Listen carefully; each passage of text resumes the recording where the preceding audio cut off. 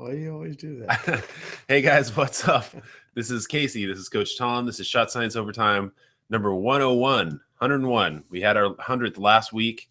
If you guys missed that, make sure you go check it out because we talked to Grayson Boucher, aka the Professor from And One and Ball Up, and it was a lot of fun to kind of catch up with him and get some of his thoughts on the stuff that we talk about almost every week here.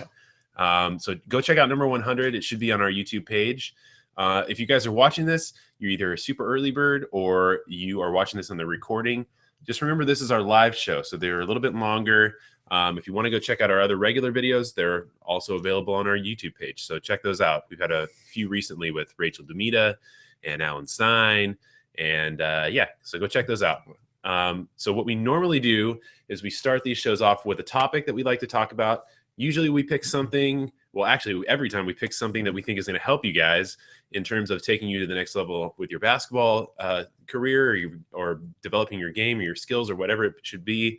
And today is no different. We're going to do that. But while we're talking about this topic today, we want you guys to send us your questions. So anything basketball related, shooting, dribbling, passing, defense, skill development, vertical jump, whatever it is, how to talk to your coach.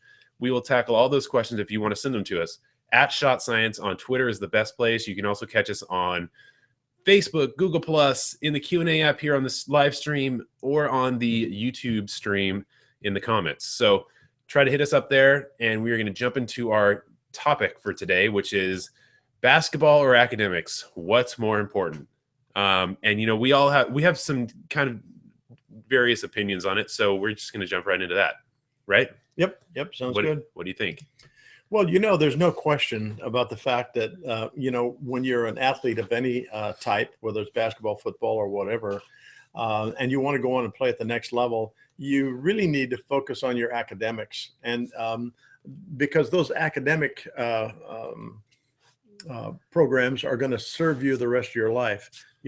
There's a short lifespan for most professional athletes, and it usually varies from anywhere from 5 years to 15 years, and then they're done. And now, if you have nothing really to fall back on at that point, then you can find yourself in some real serious financial problems. So you always want to prepare by looking ahead, and the education part of it is super important. Now, there's another side of that I'm going to just kind of bring out here. We're not going to go into it in great detail. I'm going to tell you how to research it, but one of the things that's really important to understand, if you're going to go in and play in a Division I or a Division II program, and it doesn't make any difference what the sport is, it's all the same. The NCAA is changing the requirements for what you have to do to be able to play on those levels. And I've seen it change 2 or 3 times over the last 12 years or so. And so the situation is like this, is that you have to meet these requirements, and they're basic requirements, or you can't participate on those levels. And so what happens is there are an awful lot of athletes who don't qualify. And I'll tell you what those qualifications are and where to go in just a second. But if you don't qualify, then a lot of those athletes go into the junior college system, and they compete there and try to get their grades and all of that up to a point where they can be accepted into a Division I or Division II program. And now, one of the things that's important is presently on Division I, here's what's required. I'm not going to go through all of this bit by bit, but you have to have a minimum of core courses of 16 core courses to be able to qualify for NCAA Division I.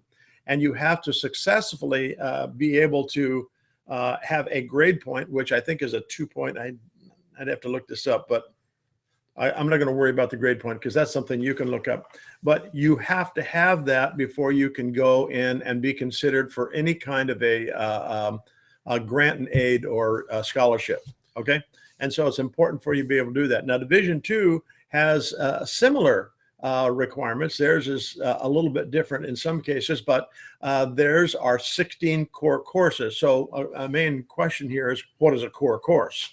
A core course, so that you understand, are these: English, math, including algebra and higher levels of math, natural or physical science, English, math, and And then you can also take and put in some religion and philosophy classes in there as well. So that's the minimum requirement for you to get 16 of those core courses. Now, this is all going to change a little bit in 2018. There's going to be a little different regimen. And so depending on where you are in your high school, you want to be kind of looking ahead to that. Here we are at 2015. So we've got another 2 or 3 years. And those eligibility requirements are going to change a little bit. But I mean, that's just eligibility for actually being able to participate in college sports. Exactly. I mean, that's something where a lot of people, I don't even think that they're there yet. But, you know, you have to remember that no matter what you're doing, you're going to school, whether it be middle school, high school, or you're in college. That, I mean, those are important things. And if you start to fall off on any of those things, you will not be able to participate in sports. And so you've kind of negated, you know, yourself from the situation if you're just focusing on being a basketball player or a sports player or whatever it is. So one of the things to consider is that you have to have a certain level of eligibility that you are maintaining. And that's, you know, that's not in place to punish you or anything like that. That's because those are the requirements to actually, you know, be a student with benefits. It's a privilege to be able to play sports, and they're trying to benefit you for later on in your life, because for most people, sports does not continue much past 18 in terms of playing competitively or on a you know, competitive team outside of, you know, maybe some adult league or something like that. If you're lucky enough to go on to college, or you're even luckier to go on and play professionally, whether that's overseas or maybe in the NBA or the D League or something like that. I mean, those situations don't persist until you're 50 years old or 60 years old. That doesn't happen. And the reason a lot of those guys get paid so much is because they're there for such a short window of time. And, you know, they know they have to kind of make up for what's not going to be there when they turn 35, 40 years old. And, you know, so you have to always remember that there is life after these competitive leagues kind of are not in your future anymore. So you have to work towards being a self-sustaining human being that can do things, you know, that will help you be able to, you know, generate money and support yourself. And academics is a huge aspect of that. Well, you know, there's another part of this too that kind of goes along with what Casey's talking about, is that in most, I think this is probably pretty universal in the United States, but most high school students have to maintain a certain level of grade point average for them to be eligible to play. And I think typically that changes a little bit with districts. I think typically a 2.0, which is not very high, usually will qualify at the basis. Some schools are 2.5 in order to participate. I heard this morning that a young man that I don't know him, but I know of him, and he is a sophomore in high school, and that school has a minimum of 3.0 grade point to participate. Now they're oriented into a real education, development of educational expertise to all these students, and so they kind of do that. I think it's kind of unfair to do that, because you could have one or maybe 2 classes where you fell down a little bit and you're below that and you can't participate anymore. I think that's a little bit too rigid, but most schools have that to be able to participate. If you don't meet those requirements, then you become ineligible to participate. Yeah, well, I mean, I think you know the rules. You gotta abide by the rules. If you don't pull it off, then that's your problem. And there's been plenty of guys and girls, well, not so much girls that I've known, but, you know, guys that you see are these incredible basketball players, and they go on maybe to play in college or something like that, and they are out of there in the first couple of quarters or semesters because they can't cut it academically. And, you know, a lot of times you can lose your scholarships, you can get kicked off the team, you can get kicked out of school. I mean, you have to remember, you're not a professional player. You are going to be a student athlete. First, you're a student first. And so you have to make sure that you're always up on that. But that's just your responsibility as a person on the team. You have to think about your responsibility as for yourself, and kind of what's going to be the best situation for you. And, you know, you have to remember, this is a harsh reality a lot of people don't like to hear. There are more academic scholarships out there than there are any sports scholarships. That's true. You are way more likely to get into college through academics than in your chosen sport. So, there's so many people out there, they just focus on trying to get in because they're a great basketball player, they're a great such and such. I think that's you're kind of cutting yourself short. You need to really focus on your academics, because that can actually get you into school. You can still play on the team, and you can still have a big chunk of the tuition paid for just through academics. Sometimes it's even more. You get even more tuition from the academic scholarship than you will from the scholastics or the sports scholarship. And so you have to kind of keep that in mind. If you're just focusing on being a great basketball player, that is not the easiest road to get in. You need to really just weigh all your options. If you are focused just squarely on one, and it's the small sliver of the thing that's going to help you get in, that's not a good approach.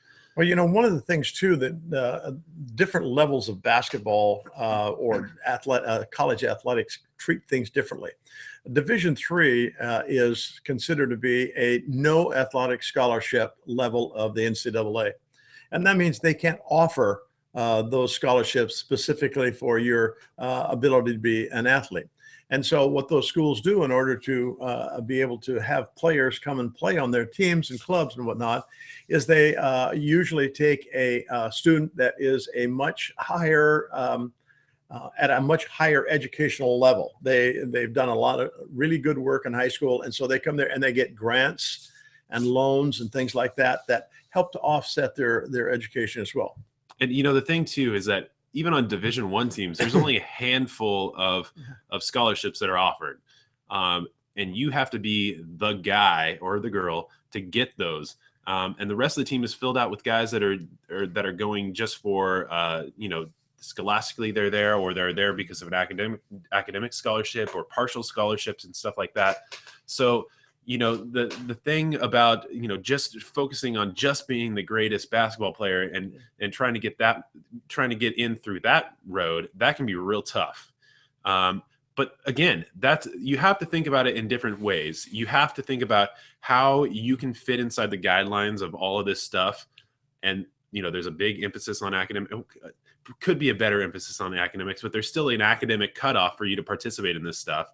So you have to make sure that you're above that threshold and you don't fall off. But you also need to consider the fact that academics are going to take you probably further in life than sports are anyways, even if you do go on to these next levels of basketball. So you have to, the thing about it is finding a good balance.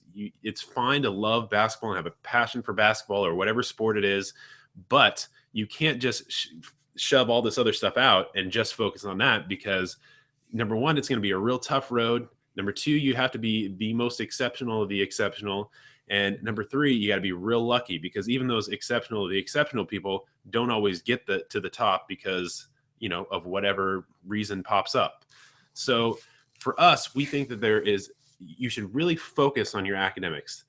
That should probably come before your chosen sport, primarily because it will make your life easier and better, and also because it will allow you to participate in those sports. If you are doing those things that are helping you get those scholarships or grants or whatever it is, then you can kind of go to the schools that you want, play on the teams that you might be able to make and want to be on. So, that's kind of our thoughts on that. Yeah. Anything else you can think of? No. As we were talking about this eligibility thing a while ago, I was remembering back when I was a kid, which was a long time ago. There was a weekly at this one school that I went to when I was a freshman, sophomore. There was a weekly eligibility list,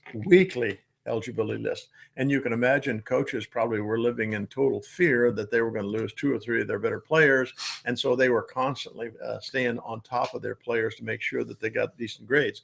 And so I think it was every Thursday at the end of the day, Thursday, they came out with their eligibility list, and coaches found out at that time whether they were going to have all of their guys, some of their guys, and that's kind of softened a little bit now in modern times. So, well, I don't know. I mean, there was times when players, the coach had to have a talk with the player and tell him he was not going to be able to suit up, or he was not eligible for that semester. I mean, that happened when I was playing. I'm sure Sure. it still happens a lot these days.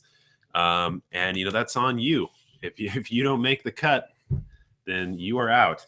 So it's affecting you, and here, but it's also affecting people that you compete with. Yeah, I mean, you're letting down your team and, yeah. and your coach and your school or whatever if you're doing that kind of thing. Yeah. And the other thing too, consider this. What if you went off to college and you were doing fantastic there, and then all of a sudden you have a career-ending injury? What happens then? You can lose your scholarship. You can get kicked out of school because you're not doing well, and you've lost your athletic scholarship. I mean, you have to be very cautious of stacking your deck into one area. Right. Otherwise, you're not kind of setting yourself up to be able to do anything if something goes wonky or if after the fact or whatever. So you need to have kind of set yourself up. Don't put everything in one basket, or whichever cliche you want to insert there. All right. So I think, do you have any more thoughts on that? No, or do you think that's it? That's good. So I think that's probably it for that. Obviously, we think that the emphasis needs to really be on your academics, but you can always have your passion for basketball or whichever sport. You just have to find the kind of solid balance of those things with the emphasis on the academics. All right. And some people don't like to hear that, but that's the truth. Okay, so that's going to do it for the topic today. We're going to jump right into answering your guys' questions. If you guys have questions, hit us up on Twitter. We are at Shot Science. You can tweet them to us. Also, you can send them to us here in the Q&A app on the live stream. You can send them to us on the stream that's going to YouTube in the comments. You can send them to us on Facebook, Google+, whatever. We're going to try to cover as many as we possibly can. And please go out and tell your friends and family to watch and send their questions, because that only helps us grow and get more cool guests. Like I said earlier, we had Grace and the Professor Boucher on last week, and for our 100th show. So go check that out if you missed it. We want to have more cool people on in the future. So if you share, that really helps us. Okay, so we're going to jump into questions here. I'm getting some from on Twitter in a second, but we're going to jump into the comments on the YouTube first. This one is from The Kid, who says, what's the best ways to get into the paint against a 2-3 zone if you're a wing player? Okay, this is a great question. I really like this one. There's several ways to effectively do it. One of the things that you do is create some seams in that defense, and the seams are those slots between one defensive player and another. And they are usually set up right away, but oftentimes they're not able to get through really easily. But usually when you swing the ball from side to side on the floor, we call those reversals. When you take and swing the ball to one side and swing it back, oftentimes there are defensive players who don't make the just exact slide where they need to be. And there's a seam there that's wider, and you can oftentimes get into those just because you attack it hard off the dribble. And that's an important way to attack zones, is to attack the seams. Another way to do it, which we really spend a lot of time with our guys on this one, and that is we want to take and attack those seams from the back side. So let's say that the ball swings to the right and the offside is to the left. And what we like to do is bring those players from behind the defense. It's really kind of hard for defense to keep track of them. And we slide them right in into what we call the soft spot, which is the middle of that zone. We call this, and it's pretty common, it's not just us, our terminology, but this is flashing in the middle. And the player just comes in there real quick, and he's got his hands up and he's ready to catch the basketball. And one of the things that we do there that we think works pretty quick, pretty sweet, is that when you flash into the middle and you're showing your hands, if we can get you the ball immediately, you can turn and shoot it almost immediately, and there'll be nobody there to guard you. And so we spend a lot of time on that. Just attacking those seams and the zone from behind. You can also do it from the baseline up. Oftentimes post players will have them flash up into the middle as well, because they start out playing behind the defense, and it's hard to keep track of them. Yeah. So there's a couple of ways to do that. There's a whole long list of things that you can do. Those included, some of the obvious ones are ball reversal, attacking the seams, sometimes setting, screens and things like that. Yeah. But also, just diving into those seams and attacking those, that's probably the best way to kind of draw in the defense and then kick it out to a teammate or something like that. But there's a ton of things you can do. Yeah. Okay. Let's see. This one is from the kid again, who says, what should you look for when breaking down film of your favorite players? An important thought there. I don't know. I think if you're struggling with that, you need to play a little bit more basketball first, kind of get the experience and start to learn how to play the game before you really start trying to analyze too much of it. Because if you're trying to analyze it without the context so much as, of you actually playing, I don't think that's the best way to really approach it. I think that when you're watching stuff and you kind of have an idea of what's going on, that's kind of a better way to use that. Well, one of the things that I kind of do as a coach, and usually there's a scouting report that we have already, but I'll watch the opposing team as they warm up. And what I'm looking for are these: who seems to have pretty good handles? That's number one. Number two, who shoots the ball well and consistently? Oftentimes you'll find somebody in a warm-up drill and he drops a three and another three, and then the rest of them are in the wrong zip code. And so you have to kind of look at that and figure how is that guy a real threat or not? And the other thing I like to look for is who are the offhand players. And in other words, who usually are the lefties, because they often surprise us when we're not ready for that. So getting that kind of information is probably as important as anything else with regard to the other team. Yeah. And then if you're breaking down film, what you want to do is find out what the motions are or the plays are that they prefer to use this player for. Yeah. I was just going to say, like, once you get the experience and you kind of know what you're supposed to be looking for and kind of get the idea of what the game of basketball is about, then you look for those repetitive patterns and things where, you're identifying guys that have trouble going one way or the other, or you're identifying that there's a left-handed guy and, you're identifying who the shooters are. You're identifying what the tendencies of the guys are doing.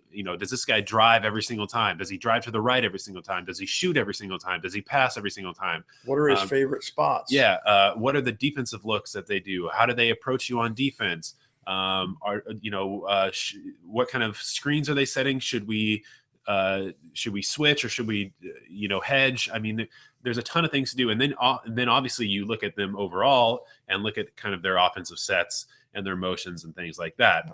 But I think you need to have a fairly okay understanding of how basketball works before you really start doing that stuff. Right.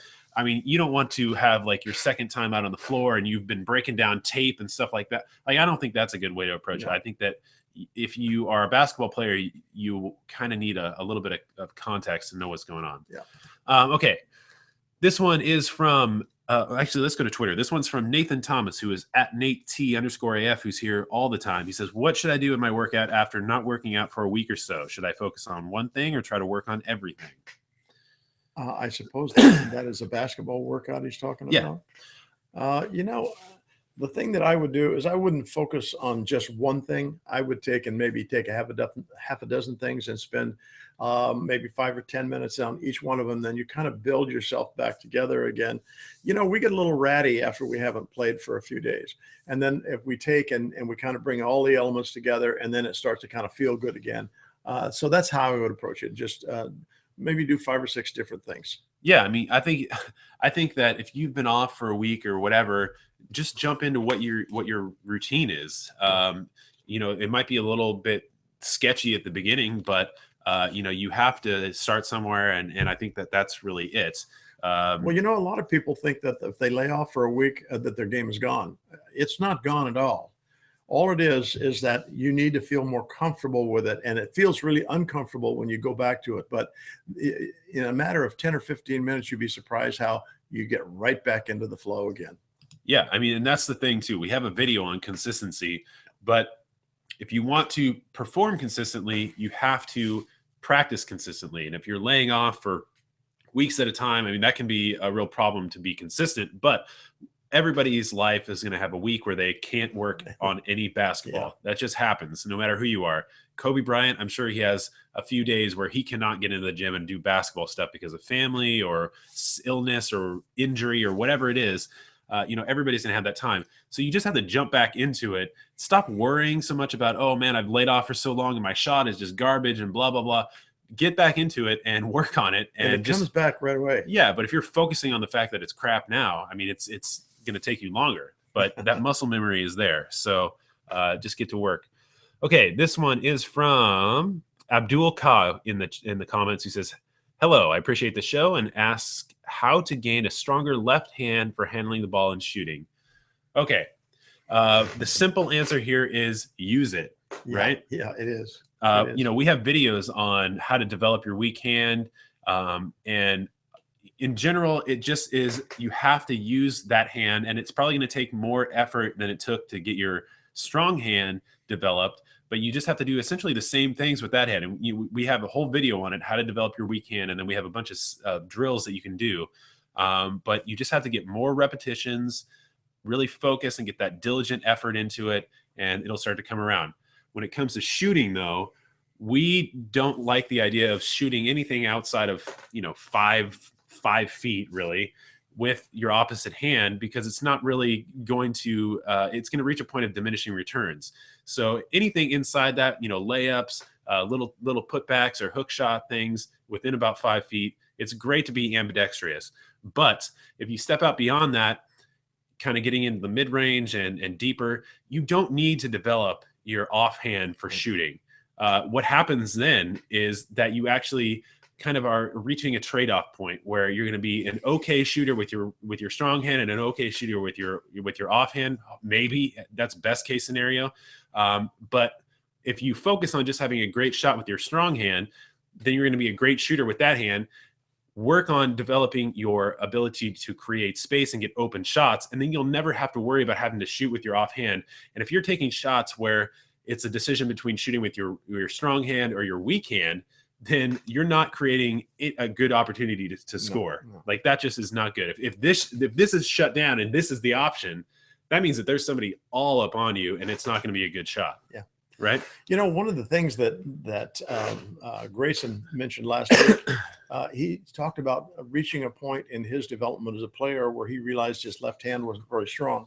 And what he did, he said, is that he just made a practice situation where that's all he did was use his left hand. He said he was surprised that in about half an hour or 40 minutes, how effective that offhand was becoming just in that short period of time. And that's really the truth of it. Some people think that there are mysterious tips that you can receive that will help you to develop your offhand.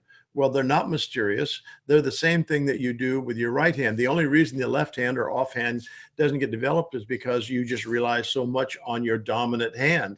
And this one over here, whichever happens to be the offhand, just never gets any work. As soon as you put it to work, you'd be surprised how quickly that comes around for you. Yeah. And, when it comes to things like layups are mostly about footwork. Yeah. And if you get the footwork down, the way to do it is just slow everything down. Yeah. And literally just go 1 step, 2 step, 3 step, whatever it is, really just slow it down, work on the footwork first, and then you can start adding in the ball and kind of get the release and everything. And the more you use it, the more it's gonna be there and show up. Because if you're trying to just go out there and dribble around or do layups or whatever, and you want it to be there in the first 5 minutes, it's not going to happen, and you're going to get frustrated and quit. The people that stick with it and kind of fight through those sticking points are the ones that actually kind of develop it. So, the same thing is true on learning to shoot that offhand layup too. Casey was talking about, we have a video on this where we start just 1 step at a time, no dribble, just 1 step and up, step and up. It's the lay and run up drill. Right. And when you use that, you'd be surprised. I've seen students in 10 or 15 minutes go from not being able to get off their right foot, put it up, get a finish, to a point where they can effectively put the ball in the basket. Yep. Just put in the work, get the reps. Yep. This one's from Matt Phillips, who says, should I have more arc on my shot like Stephen Curry or have a smaller arc like Kobe? Well, there's an optimal range, really. Yeah. Our point on this, and this is, I believe this for a long time, is that you need to have that nice arc like Stephen Curry uses and like Dirk Nowitzki and people like that. Because what happens when that ball is a high arc, you actually end up with the basket being a bigger target. I have a shooting ring that is actually a rebound ring that's about 9.5 or 10 inches in diameter that sits in the rim. And we often use that for demonstration. This is the size of the basket when you have a flat shot like Kobe shoots.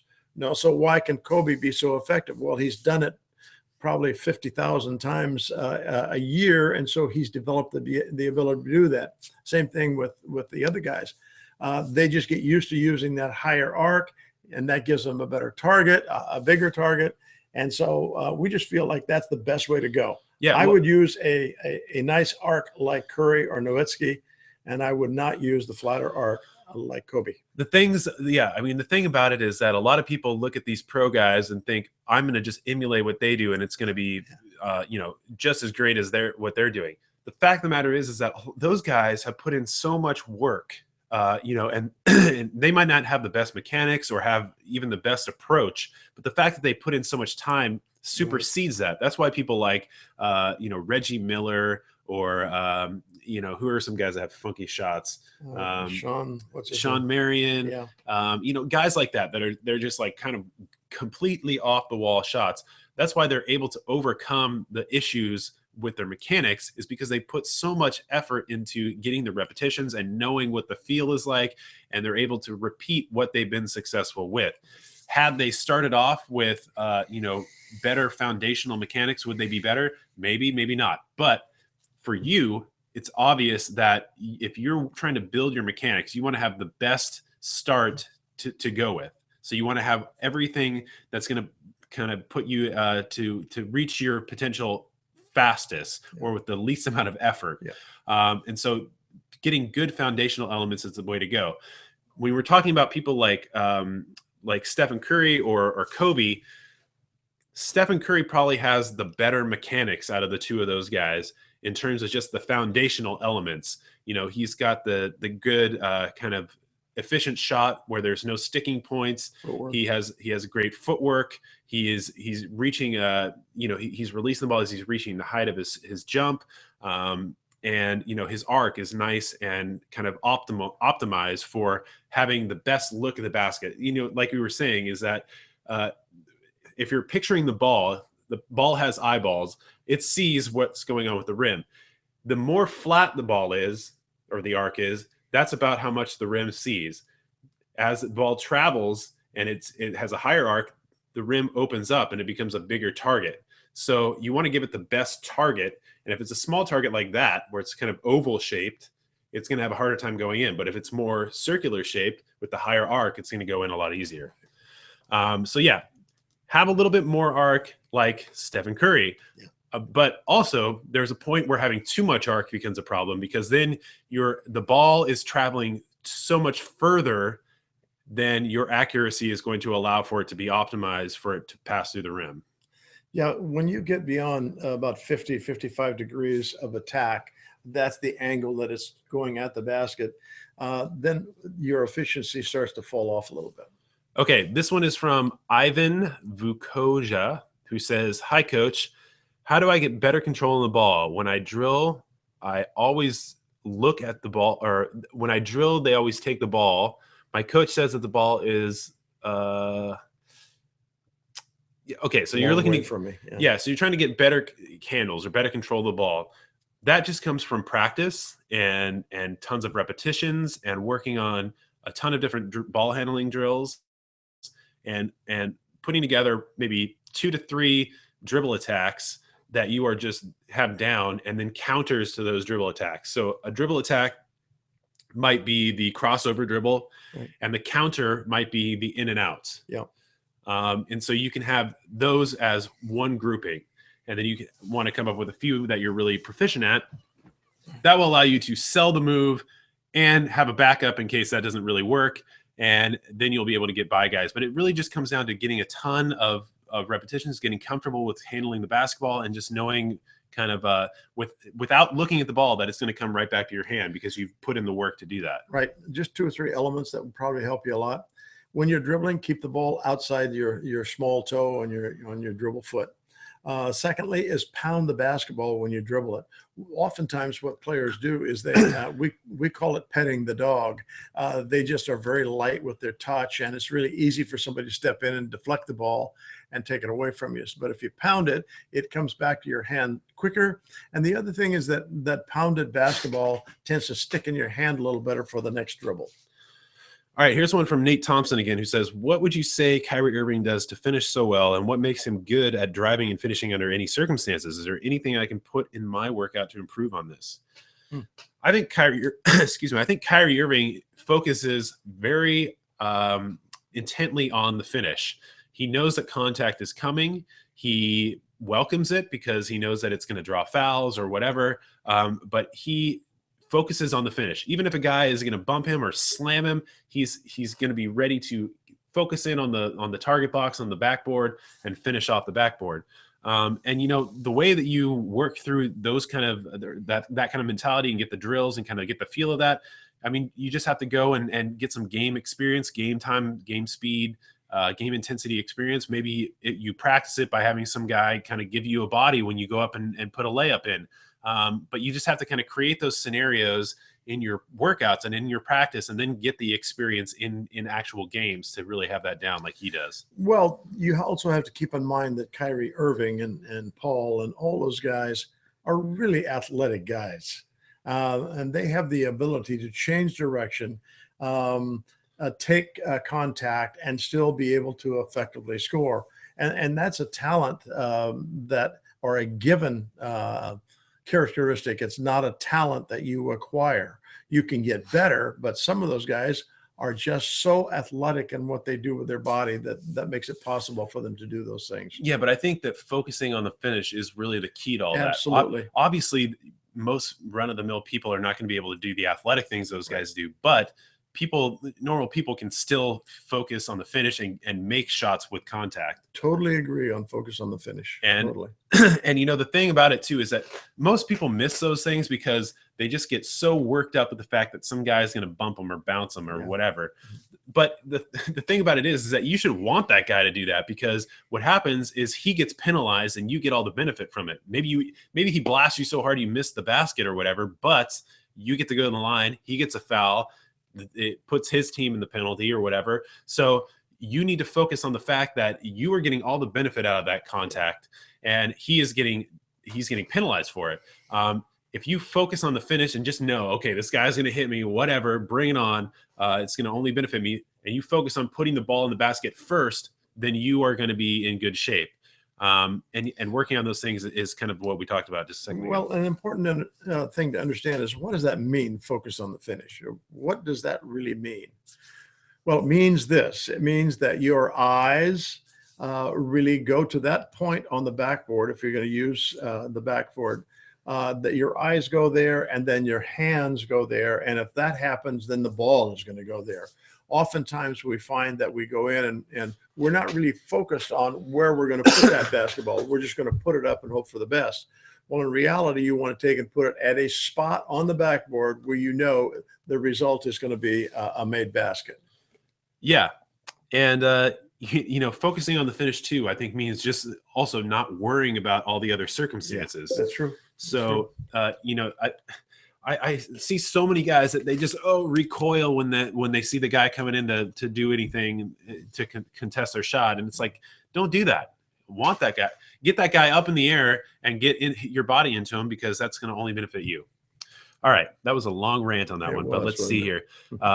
Let's go back to Twitter. This one's from Jude Galang, who's at JewHHD on Twitter. He says, "Hi, Coach. I have a 1-motion shot at the 3-point line and a 2-motion shot at mid-range. Both effective. Is it worth my time changing either of those?" Well, you know, go ahead. Well, I'll let you go ahead. I mean, I know what you're going to say. Well, we really favor the 1-motion shot. Okay. And the reason for that is that when they are disconnected with that little pause in the middle, usually the shot is going to come up short of your target.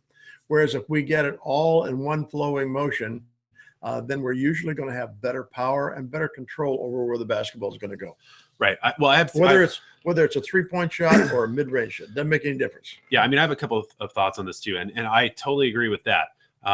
Having the one motion shot is going to make your shot more efficient, so it's going to be quicker. It's going to make it more repeatable, so it's going to be more accurate, and it's also going to have it powered enough. Those sticking points really do; they just kill your power.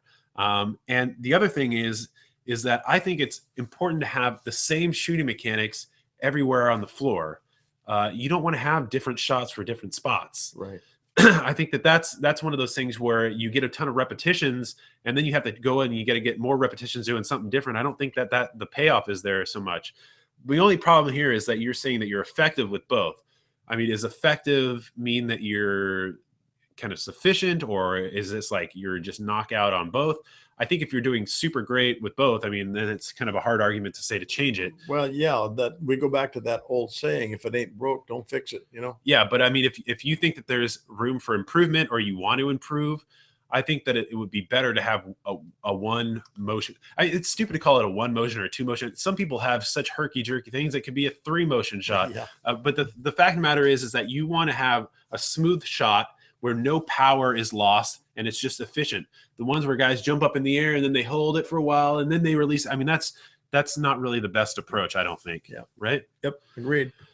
Okay, let's see. This one is from Stick Amateur on the comments on YouTube. He says, is it good to focus on one thing? For example, jump shots, layups, dunks, handles, or should you train everything equally? Thanks.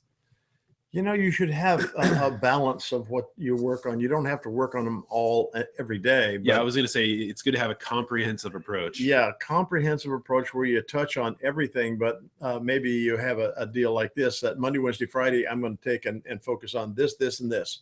And then the off days, I'm going to go this, this, and this. And maybe you do that for a week or two, and then you reshuffle it, and maybe you bring in something else so that you get a well-rounded approach to developing your skills.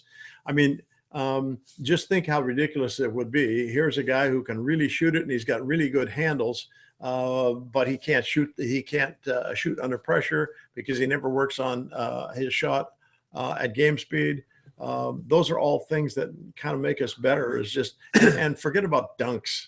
I wouldn't waste my time on dunks. You know, in high school basketball, in some levels they happen quite a bit. But in most levels, they don't happen that often. And it should not be, unless you can jump out of the gym, that should not be a focus for developing your game. Yeah, I mean, that's like a fun capper to what would be a layup. Here's the thing, too. I think it's good to have a comprehensive approach. I think it's good to have emphases or things that you emphasize on certain days, maybe. Obviously, you don't want to wait too long between what you're doing, but you want to make sure that you are also polishing up those other things too. So if you're working on, maybe your form shooting and you're kind of having a shooting emphasis day, you want to make sure that you actually do touch on your ball handling and lay-ins and stuff like that, at least a little bit. Yeah. But maybe there's more of an emphasis on something else. I think that you don't want to just go, okay, Monday's my shooting day, Friday's my next shooting day, I'll work on all the other stuff in between. That's not a consistent way to approach it. Right. Okay. This one is from Slayebe or Slobby Mala, who says how to mentally I don't know what that means, yourself in a game. I guess you're probably asking like how to kind of get yourself mentally back into the game, I guess. I think the best way to do that is to remember that every trip down the floor is a new opportunity. If you're worried about things that happened the time before or 2 times before or whatever, you're worried about the next time down, that's a great way to sabotage your approach. You want to come down each time and realize that, okay, this is the time we're going to make it happen. We got to make it go down. If it doesn't happen after the fact, then just forget about it. Next time down, come back and have a new one. Yeah. Okay, this one is from Serial Snipers in the comments. He says, why is it always that I do good on the ball handling workouts and drills, but then once I get into the game, I forget everything and think about it too much? Well, you're probably not in a situation where you have a defender in front of you. Defenders create problems for us. They can tap the ball out. They can push it to the sideline. And pressure us. And so that's the kind of practice that you really want to be putting yourself through. not just workout drills where there is no defender. You got to do that too to develop the skills, but then you want to have somebody who's in front of you who now you have to take care of the basketball. They're trying to dish it out. You're using your moves to get one side or the other. So that's the kind of thing that is going to give you more comfort when you're playing on in a game situation, is having faced people who are in front of you on a relatively regular basis. Then you feel a lot better about it. I think it comes down to the 3 pillars of practice. You're probably only doing the first pillar, which is your diligent kind of scaled down, polishing, getting repetitions pillar, where you're just working on things kind of at your own pace, getting down the mechanics and all that stuff. Yeah. The second pillar is game speed, game intensity work on that same stuff. So you're taking what you were working on in terms of just getting the mechanics and everything lined up and dialed in, and now you have to scale it up to playing it at the speed of a game, at the intensity of the game. And that means also probably not just doing it at that speed, but also maybe adding in somebody to kind of give you the look of defense, and adding in a real defender and stuff like that, and working on getting repetitions doing that. Then the third pillar is getting game experience. And then you take the things from the first 2, put it into the game experience, and that's the third pillar. And you just have to get a lot of repetitions and stuff doing that. But I don't think it's that you forget everything. It's probably that you're so panicked because you haven't been there before that your skills kind of go out the window. Yep, absolutely. So you need to just get kind of maybe organize your practice a little bit differently, and put in some work there, and then you'll find that will have a big payoff for you. This one's from Tyzon2904334. He says, how do you get a better shot from a bad shooter? Depends on why you're a bad shooter. Yeah, it really does. I think probably start off with the solid shooting mechanics that we kind of talk about in our shooting videos. Well, that's really important, and I would check that out, just what we teach our students. And then the other thing is, it's always a good idea to check out our video also, what's a good shot, because sometimes we put ourselves in a real negative position because we take shots that aren't there. We think they're there, but they're not. And so they get blocked, they get deflected, and that kind of throws off our accuracy a bunch as well. Yeah. So, you got to work on making your shot better. It's not just going to happen, and there's no special thing that we can tell you. You have to put in the work on that one. Okay. And work on form shooting. Form shooting drill is super important. Okay. This one is from Blake Kanye, who says, what's better, defense or offense? Well, that's an oversimplified question. It really is. Yeah. The name of the game for basketball is scoring and putting the ball in the bucket. So you can't win if you don't do that. So offense is going to probably be the most important part. Defense is great because then you can stop the other team's offense from putting the ball in the basket. So it's a little bit of a silly question. Obviously, offense is important in getting the objective of the game done, but defense is important to stopping the other team from doing that more than you do. Yeah. See, that question makes me angry. Okay, this one is from Sheila Distel, who says, why do coaches yell at you during a game? That's an interesting question. I think some coaches yell just because they don't know how to communicate with their players. And by that, I mean, things are happening really fast, and they feel like they have to direct everything from the sideline. One of the things that I found out after I'd coached for a few years is that if you say less, probably more gets done on the floor. And then when you have timeouts, or you can talk to somebody on the sideline during a free throw, something like that, then you can kind of, talk about what you want to get done. Some players, I look at some coaches who yell, just rant on the sideline as not being very solid coaches because they're trying to mask what they don't know by being very loud and verbal to make people think that they know more than they really know. Or what they didn't instill in practice. Yes. And, one of the things that is kind of interesting is that I never used a clipboard very much, drawing little plays and whatnot for the guys, because I felt they didn't pay much attention anyway. And so I wanted to have all those, if I could, handled during practice. If not, it was going to be just a brief description without any details because they start thinking too much. And so, but anyway, to answer that question, why do they yell? There's a number of reasons. Over the years, I've seen some real screamers, and their players hate it. I never really did play for a screamer ever. They would yell instructions from time to time, but nobody who was just ranting. And if you made a mistake, they jerk you out of the game right away. The thing is if I take somebody out of the game right away because I did not like what they did, what I want to do is I want to get them right back into the game so I can reinforce that that's not the end of the trail for you. I want to instill confidence. Or they fear mistakes. Yeah, everybody makes mistakes, and so if you're jerking people out, that's all you do is just taking players out and putting them in, and you don't really get much out of that. If somebody needs to have a little clarification, all right, we sub for him. He comes out, and if I have to talk to him in kind of stern language or something like that, I'm going to put him right back in, let him know that I have confidence in him anyway. Yeah, well, I think a lot of it is people are going to have different coaching approaches and stuff. Yep. So there's always going to be those guys that yell and kind of run kind of drill sergeant type of situations. Yep. That doesn't necessarily mean they're a bad coach or that they don't or they don't even like you or whatever. It just means that that's how they feel that it should be run.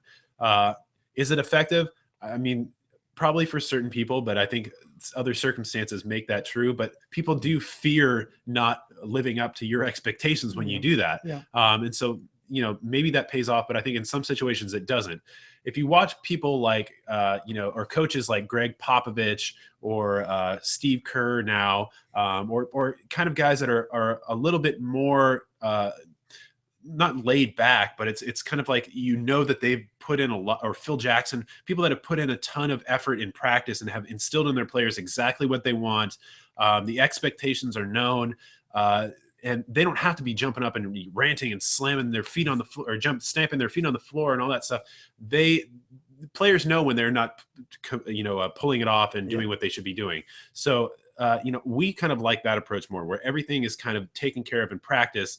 That way, when you get out there, you don't have to just admonish somebody and make them feel like crap. And then it's harder for them to get out of that hole than it is if they were to kind of just be encouraged. Yeah, there's different kinds of yelling too. One of the things, and I think this is what Sheila is talking about, is those people who just kind of rant and scream and try to beat you down and whatnot.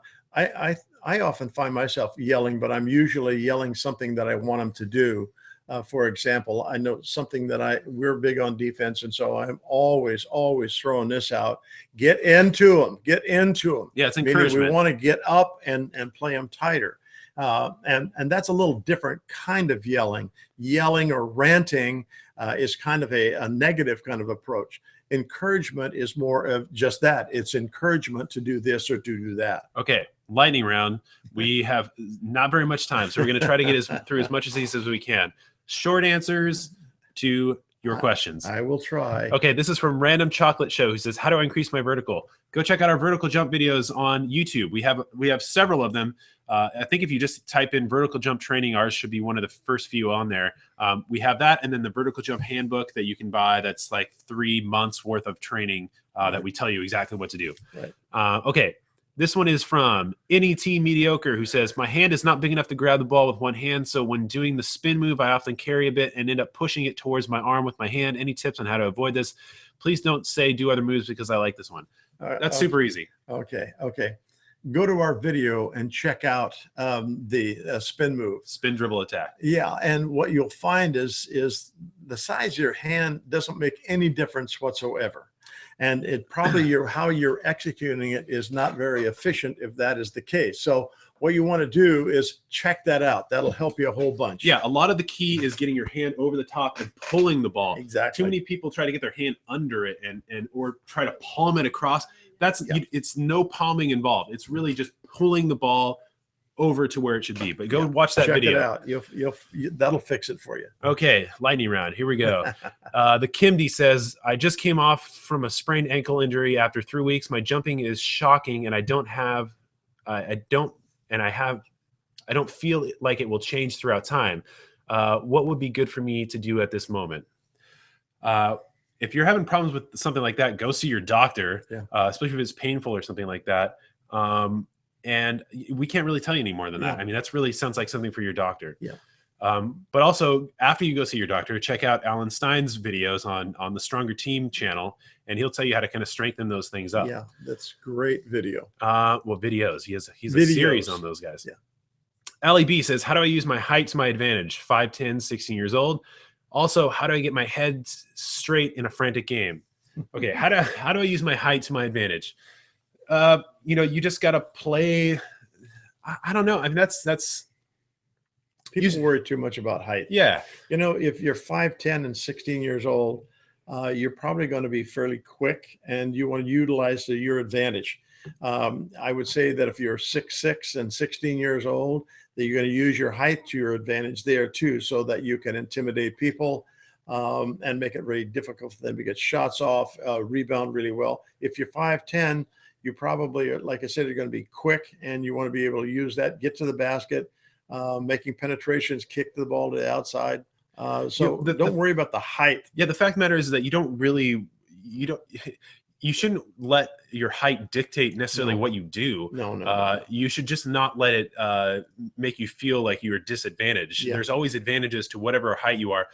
I don't know if you're thinking that 5'10" is tall or short, or you're going up against taller or shorter guys.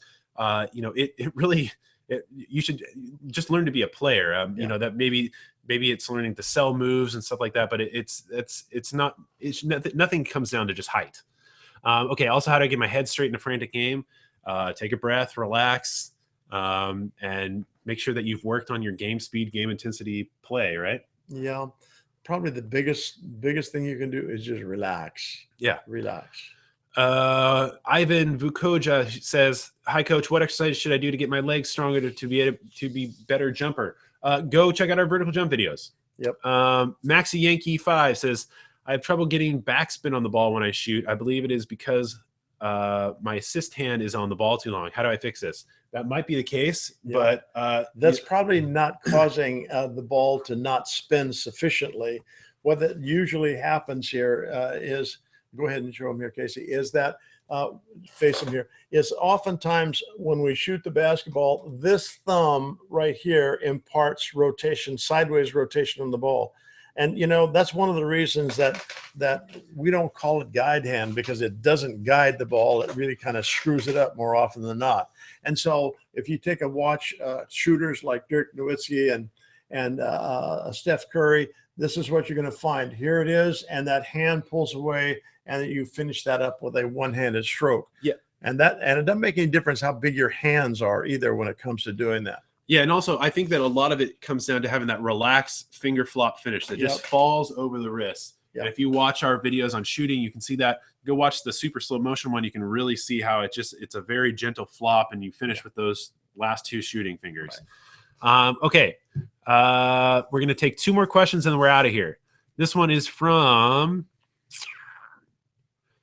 let's see, Matthew Murphy, who says, how do I make it on my grade 8 team? I'm okay, but I need to get on.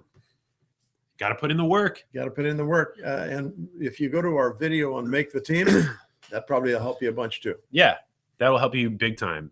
Let's see. This one is from Tactic Striker. He says, I live in England and basketball isn't big here. Is there any drills to improve and develop skills for actual game situation? There's usually 2 of us. And from what people have told us, our mechanics are all good. Thanks. Just keep playing. Yeah. One of the things people are always asking us, we don't have a court. We don't have people to play against. We don't have blah, blah, blah, whatever. The fact of the matter is that it's on you to get that stuff in place. Exactly. You have to be creative. Maybe you go get your mom and dad or your brothers or your sisters, or you organize some group at school or whatever it is. You've got to make it happen. Nobody can do it for you, and maybe you're lucky and some league opens up or something, but that doesn't always happen. So you have to make it happen. But getting game speed, game intensity stuff with your buddy is going to help a lot, right? Yep. Okay, so that's going to do it for us today. That's Shot Science Overtime number 101. Thank you guys so much for sending your questions. If we didn't get to your question, it's not because we didn't like you, it's because we just ran out of time. You can send them to us during the week to Twitter. Our Twitter is @ShotScience. You can send them to us on Facebook, Google+, and you can also subscribe to us on YouTube. If you have a question that you think fits nicely into one of the YouTube videos that we've already posted, send it to that, because that makes it easiest for us to answer your questions. Right. So reach us there. We'll be back next week, 1 p.m. Pacific time on Sunday. Please tell your friends and family to join us. That helps us grow the team. And we will see you guys next time. Thanks, guys. See ya.